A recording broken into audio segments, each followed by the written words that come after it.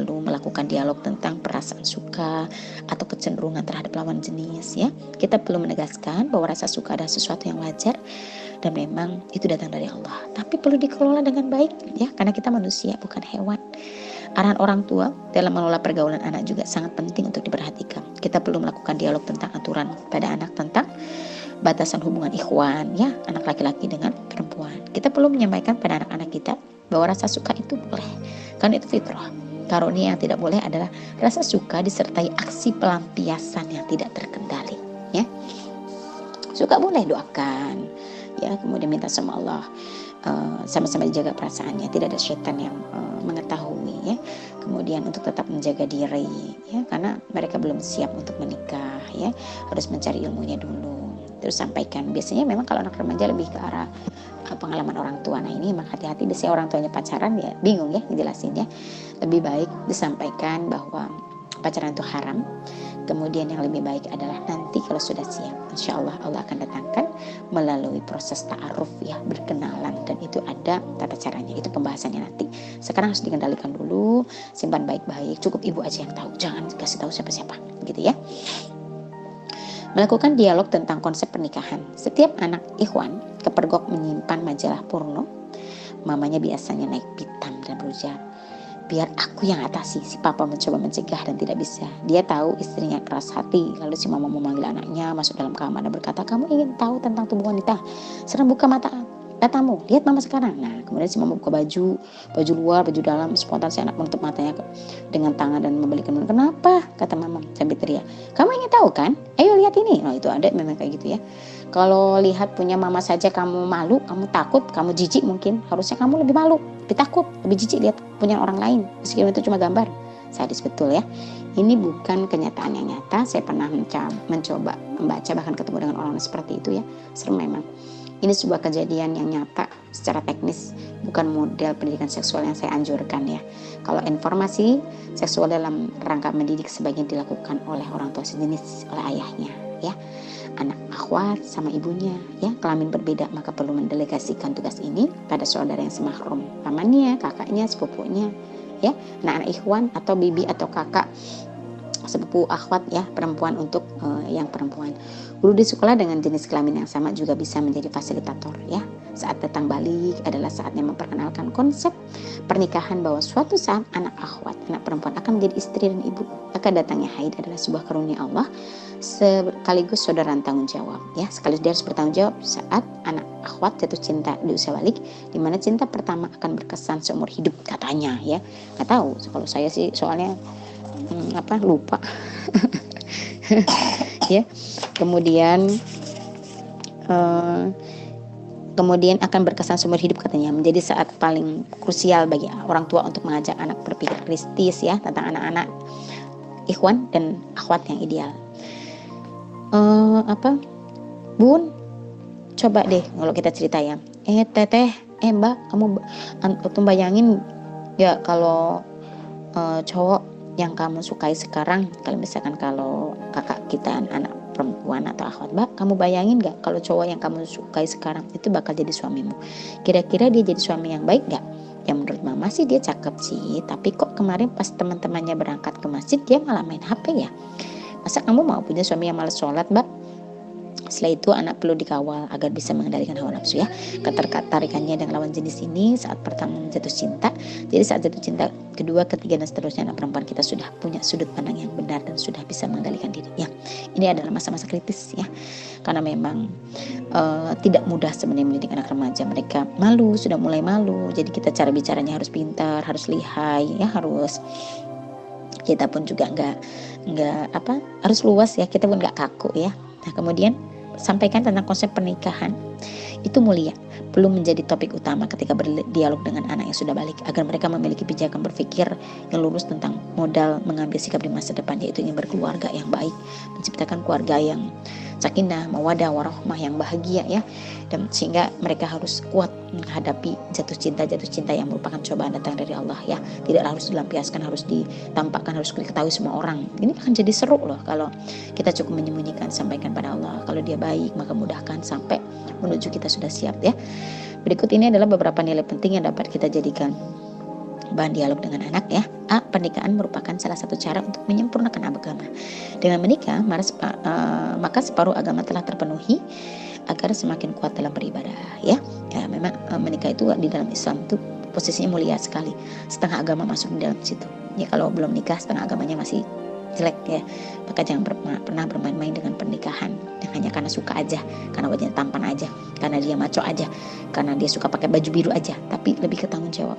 Ya, apalagi kalau keluarganya harmonis, bisa dilihat bagaimana tanggung jawab papahnya ya, kemudian ibunya dalam setiap harinya, sehingga dia bisa membayangkan bahwa pernikahan itu perlu dengan persiapan ya. Pernikahan merupakan sebuah jalan yang paling manfaat dalam menjaga kehormatan diri serta terhindar dari hal-hal yang dilarang oleh agama seperti zina dan homoseksual ya. Ini juga harus penting ya, bergejolak ya. Mereka sudah memiliki gejolak, sudah mulai ada rasa keinginan untuk melampiaskan. Apalagi kalau udah remaja, jangan dibiarkan sendirian di kamar ya. Terutama punya handphone, internet, jangan tangan mereka, keingintahuan mereka. Harus benar-benar kita punya forum. Kalau sekarang kan ada kajian-kajian pondok pesantren yang amanah, carilah, karena remaja itu lebih ribet ya. Kalau dia lolos di masa ini, wah masya Allah kita akan mudah. Tapi kalau kita nggak lolos di masa ini, masya Allah nanti entah rumah tangganya dan sebagainya ya. Kemudian pernikahan merupakan tuntunan sunnah dari Rasulullah. Dengan melaksanakan sunnah, Rasul juga dapat menjauhkan dari perbuatan maksiat ya. Jadi pernikahan gambarannya adalah ibadah, itu sunnah Rasulullah. Kemudian gambarkan tentang pernikahan yang nantinya banyak cobaan, tegurannya, dan harus disiapkan. Kemudian ke surga bareng-bareng. Kemudian jangan mikirin ke situ dulu karena waktu kita cuman sebentar ya. Untuk sendiri lebih baik banyakin sekali untuk mendapatkan ilmunya, sehingga nanti pas ketika menikah kita siap jadi ibu, jadi istri dulu, baru jadi ibu yang hebat, yang kuat. Kemudian keluarga kita insya Allah diberkahi. Pernikahan itu fitrah ya. Secara naluri manusia pasti ingin menikah. Karena itu memang normal. Karena naluri manusia dipenuhi dengan hawa nafsu, maka lebih baik untuk dipenuhi dengan jalan yang baik, benar, itu melalui pernikahan ya. Sehingga nanti ketika dia gagal, dia akan muncul tidak ingin menikah itu gara-gara sering gagal. Makanya jangan sampai pacaran dulu gitu ya. Insya Allah nanti aja pas sudah siap ya, minta terus sama Allah, doa yang baik terus, jaga diri, Allah akan berikan pasangan yang lebih baik ya. Pernikahan akan melahirkan perasaan tenang, tentram dan bahagia ketika membangun kehidupan bersama keluarga. Nah ini perlu juga kita sampaikan pelan-pelan terus ya. Momen pernikahan itu kita harus sampaikan. Pernikahan juga bertujuan untuk memperoleh keturunan, memelihara keberlangsungan generasi manusia ya. Kita punya keturunan, tentunya dengan harapan keturunan yang diperoleh adalah keturunan soleh dan solehah, agar dapat membentuk generasi yang berkualitas. Kita tidak disakiti oleh anak kita sendiri, kemudian kita mendapatkan banyak sekali kebaikan-kebaikan ya, bahagia ya. Kemudian tujuan hidup kita juga, keluarga kita tidak cuma sekedar makan dan sebagainya, tapi memecahkan masalah bersama-sama ya. Beberapa informasi wajib disampaikan dengan kemasan dialog dengan anak yang menjelang balik ya, untuk saat menyambut datangnya balik. Aspek kedewasaan ya, anak-anak perlu tahu bahwa haid dan mimpi basah adalah tanda kedewasaan. Artinya mereka bukan anak-anak lagi. Mulai sekarang kamu bukan anak-anak, antum manusia dewasa seperti ayah dan bunda. Setiap perbuatan antum akan dicatat oleh malaikat. Amal baik akan melahirkan catatan pahala, perbuatan buruknya akan melahirkan catatan dosa. Allah akan balas kebaikan dengan kebaikan, Allah akan balas keburukan dengan keburukan. Bahkan saat sendirian tidak ada ayah bunda, saat antum sendiri tidak ada mengingatkan, tidak ada siapapun di situ, antum bertanggung jawab terhadap dirimu sendiri, karena ada Allah yang melihat, mencatat setiap perbuatan ya. Kemudian aspek reproduksi, anak akhwat yang haid itu artinya sudah bisa hamil, dan anak laki yang sudah mimpi basah itu artinya bisa menghamili. Anak-anak tidak tahu dan mulai coba-coba, kadangkala ya tidak sadar resiko kehamilan itu saat mulai berpacaran. Maka informasi semacam ini perlu ditegakkan dengan cara yang tepat kepada anak ya. Mbak, kalau akhwat perempuan haid itu adalah karunia besar Allah. Kenapa? Artinya antum bisa jadi ibu, posisi paling muda bagi seorang wanita. Maka kamu harus juga jaga betul ya, jangan sampai ada ikhwan atau laki-laki yang kamu bolehkan memegang punyamu, alat kelaminmu, menyentuh kamu nanti akan menjadi istri. Kamu harus jadi wanita terhormat dan bermartabat yang gak boleh dicolek oleh siapapun.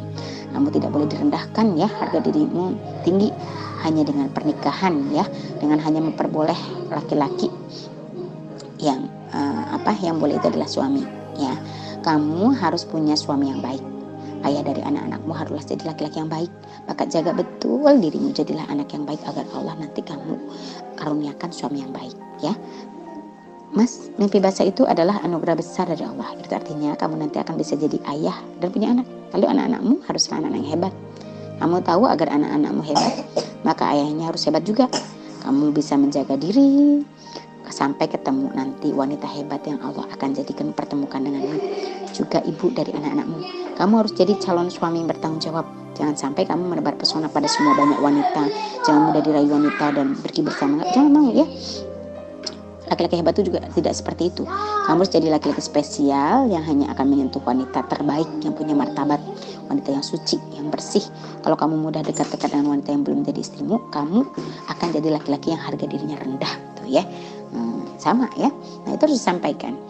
Aspek kesehatan ya, anak-anak perlu didorong untuk menjaga agar sehat, seperti tidak merokok ya, tubuhnya sehat, rutin berolahraga, kemudian agar libidonya tersalurkan, maka menjaga makanan agar tidak berlebihan ya. Bahkan juga bisa ya merutinkan puasa agar tidak memiliki syahwat yang tidak beraturan. Jadi memang harus puasa. Aspek aktivitas dan pergaulan ya, anak-anak perlu didorong untuk memilih teman yang baik aja dan menjauhi pergaulan yang buruk agar terhindar dari pergaulan bebas yang menyebabkan rusaknya pendidikan seksual yang sudah kita bangun. Ya, jangan sembarangan memilih teman-teman.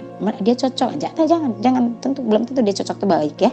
Anak-anak perlu diajarkan cara menjaga jarak dengan lawan jenis ketika sedang berinteraksi dengan banyak teman. Anak-anak juga perlu beraktivitas di waktu luang yang bermanfaat agar tetap sibuk ya. Sebab anak yang sibuk tak akan terlalu memikirkan libido, syahwatnya. Ya, termasuk perlunya kontrol terhadap akses informasi. Sebab pornografi itu memang merusak pendidikan seksual, itu bisa masuk lewat mana aja. Pengawasan terhadap internet, HP, game, komik, apa aja lah ya, TV dan sebagainya. Nah, mendidik anak dan melakukan dialog pada saat datangnya balik adalah bentuk pendidikan seksualitas pertama. Wajib dilakukan dengan pola berkomunikasi bertahap.